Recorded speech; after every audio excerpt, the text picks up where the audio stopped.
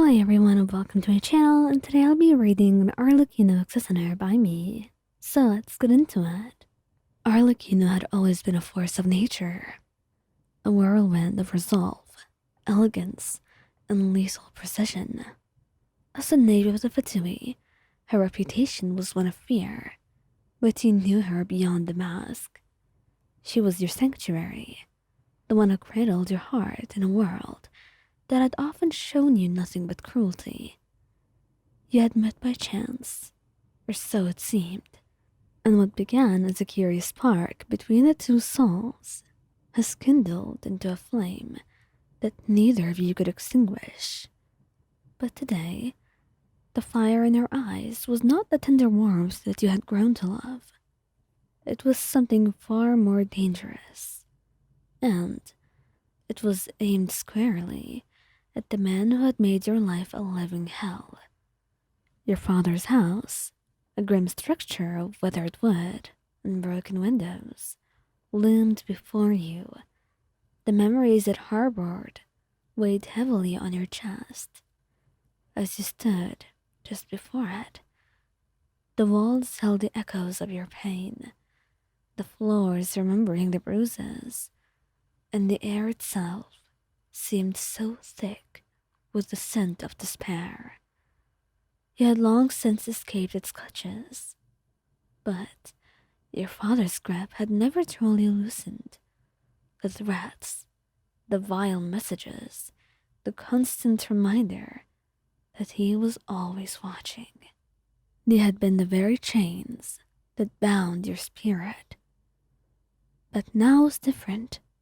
Now, Arlecchino stood beside you, and for the first time in years, you felt the chains beginning to snap.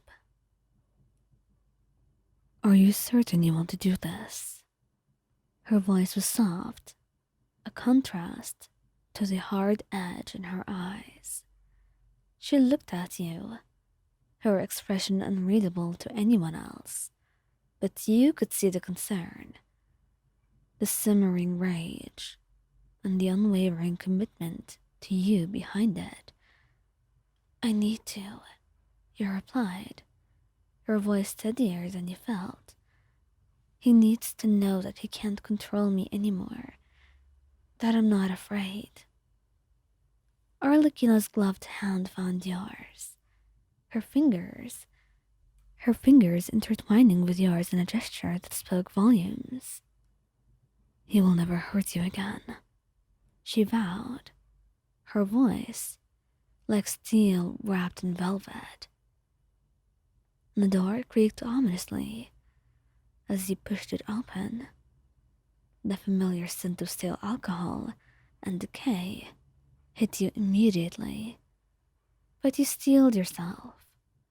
Arlecchino's presence was a shield, a reminder that you were no longer the scared child who had fled this place. Inside, your father sat, slumped in his chair, a bottle in hand as usual. His once imposing frame had withered with time, but the malevolence in his gaze remained unchanged. When his bloodshot eyes landed on you, he sneered. Back so soon? Thought you had the sense to stay gone. He slurred, his voice dripping with venom. And before you could respond, Arlecchino stepped forward, her posture regal, expression cold as winter's first breath. Mind your tongue, or I'll cut it out for you, she said, her voice carrying the weight of 1,000 unspoken threats.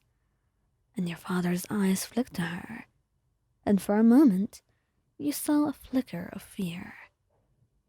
But it was quickly buried behind the bravado of a man who had spent his life taking what he wanted without consequence. He staggered to his feet, a sneer twisting his lips. Who the hell are you? He spat, taking a step forward. Arlecchino did not flinch. Instead, she took a measured step forward as well, her movements as graceful as they were deadly. I am someone who does not tolerate scum like you.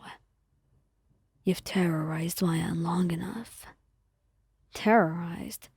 Never mind. I'll do as I damn well please.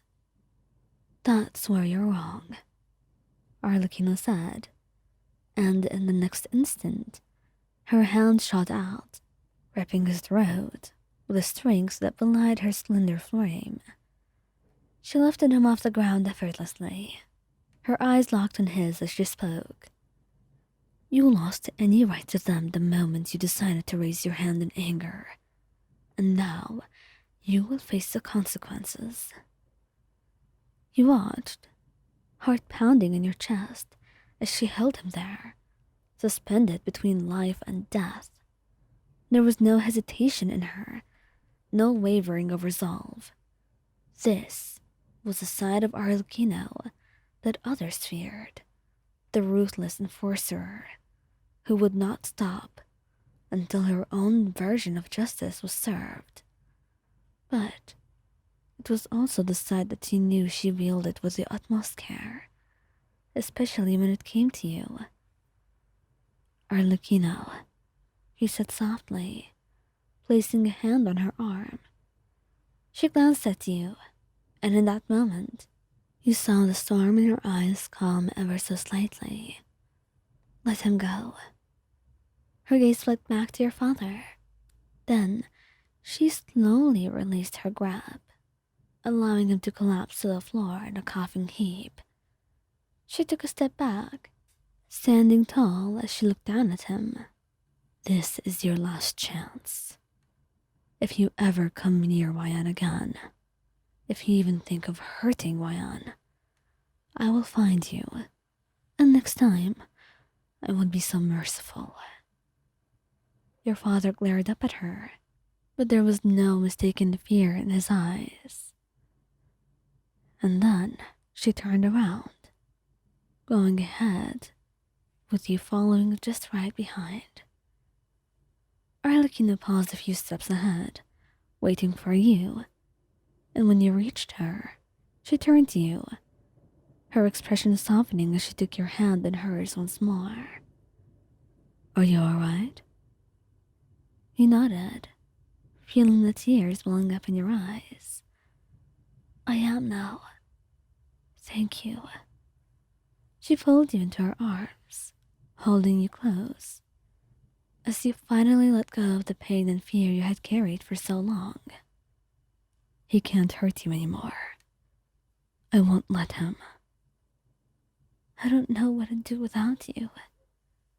You mumbled, clinging to her, and she held you even closer. You will never have to find out. I'm here for you. Always. And the two of you stood there, wrapped in each other's arms, as the world around you seemed to settle into a peaceful hush. The nightmare that had haunted you for so long was finally over, and with Arlecchino by your side, you knew you could face whatever came next. Thank you guys for listening, and I hope you liked this video. Tell me what kind of Arlecchino videos you would like next, or if you would like another character, leave a comment and I'll try to create a story for them. Don't forget to like and subscribe if you liked the video, and I hope to see you soon.